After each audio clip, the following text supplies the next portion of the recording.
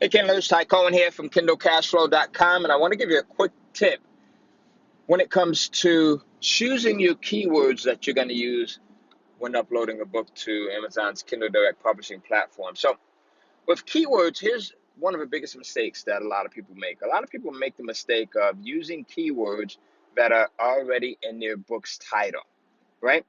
You don't want to do that. As a matter of fact, you want to use completely new keywords because the keywords that are in your title, anything that's in your title, will already be used to help rank your book. When someone's searching for anything that may be contained in your title already, Amazon is kind of using that already to list your book.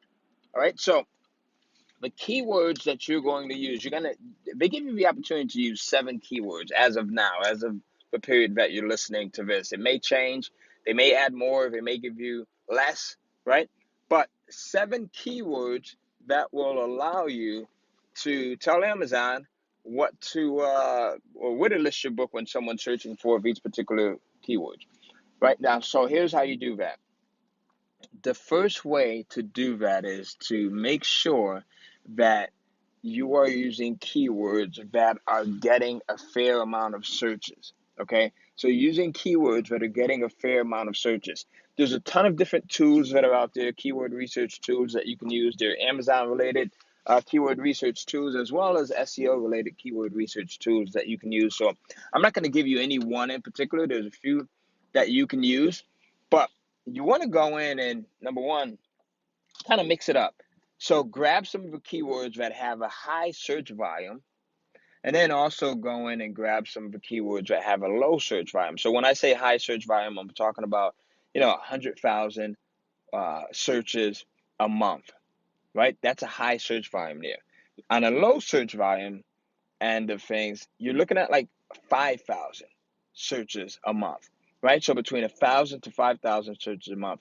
And usually when I'm doing this, what I'll do is I'll go and I'll split it up, right? So you get 7 keywords. So I'll take about 4 of those that can be considered high search volume keywords. So they meet that 100,000 a month search criteria. And then I'll take like the other 3 and I'll let those be my low volume search keywords. Okay. So those are the keywords that are getting about 1,000 or 5,000 searches a month. So there you go. I hope this helps you out. Just a quick tip. I was thinking about this as I was driving my son, Tyler, to the orthodontist right here. We're actually about to just walk in. He's got to go in and get a checkup.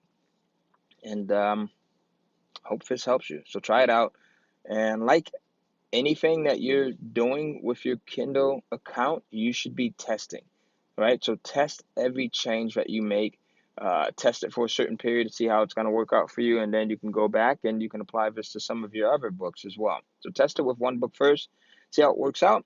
And then if it does work out to your benefit, go in and test it with some of your other books. So again, Ty Cohen from KindleCashFlow.com signing off.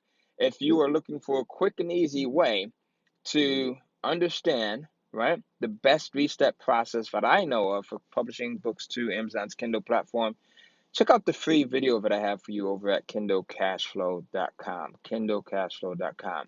Also, in the comments, let me know what it is that you would like to learn next as it relates to digital publishing and Kindle publishing. So go ahead, take a moment, and in the comments, let me know what you want to learn about next. And please be sure to share this episode if you got value out of it.